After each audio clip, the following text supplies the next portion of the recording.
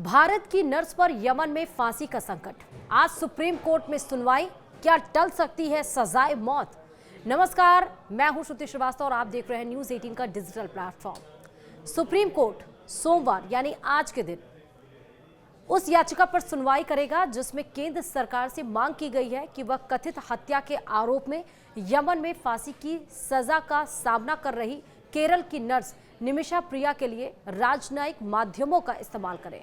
यह सुनवाई 16 जुलाई को उनकी निर्धारित फांसी से ठीक 2 दिन पहले हो रही है। निमिषा प्रिया को 2017 में अपने यमनी business partner Talal Abdo Mehdi की कथित हत्या के लिए फांसी की सजा का सामना करना पड़ रहा है।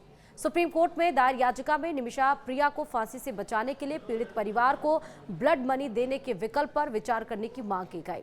याचिका में तर्क दिया गया कि यमन में शरिया कानून के तहत यह प्रावधान जायज है।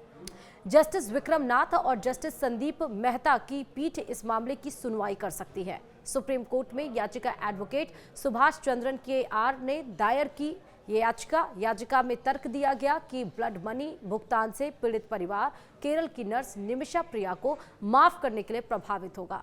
निमिषा प्रिया के परिवार ने कथित तौर पर उसे बचाने की उम्मीद में पीड़ित परिवार को $10 लाख यानी कि 8.6 करोड़ रुपए ब्लड मनी के रूप में देने की पेशकश की है। निमिषा प्रिया केरल के पलक्कड़ जिले की रहने वाली है। उनकी उम्र 38 साल है और वह पेशे से नर्स है। निमिषा यमन में साल 2011 में पहुंची थी। वह वहां काम करने के सिलसिले में अपने परिवार के साथ गई थी। इस दौरान यमन में अशांति फैल गई, जिसके चलते उनके पति और बेटी दोनों भारत वापस आ गए। वे 3 साल तक यमन में रहे और 2014 में वापसी हुई। निमिषा अपना परिवार पालने के लिए यमन में रुक गई। यमन में एक नियम है कि अगर विदेशी मेडिकल प्रैक्टिशनर क्लिनिक खोलना चाहता है तो उसे किसी यमन के नागरिक पार्टनर बनाना होगा, किसी को यमन नागरिक पार्टनर बनाना होगा। यही वजह रही कि उन्होंने युवक तलाल अब्दो मेहदी को अपना पार्टनर बनाया, लेकिन उसने कथित तौर पर दस्तावेजों में हेराफेरी करके झूठा दावा कर दिया कि उसने निमिषा से शादी कर ली।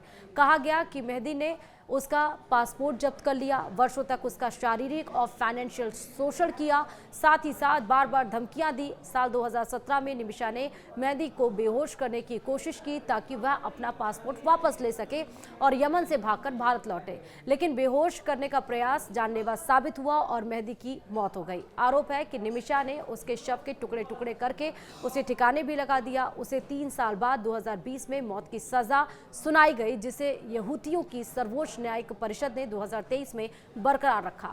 हालांकि भारतीय अधिकारी उसकी फांसी रोकने की कोशिश कर रहे हैं। वह इस समय राजधानी सना की एक जेल में बंद है, जो कि हूती प्रशासन के नियंत्रण में है।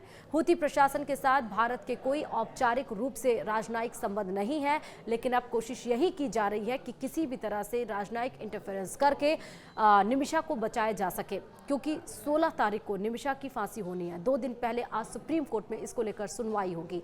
ब्लड मनी देने के लिए परिवार राजी हो गया है। तो क्या यमन में भारत की नर्स को फांसी की सजा हो जाएगी या सुप्रीम कोर्ट उसे बचा लेगी?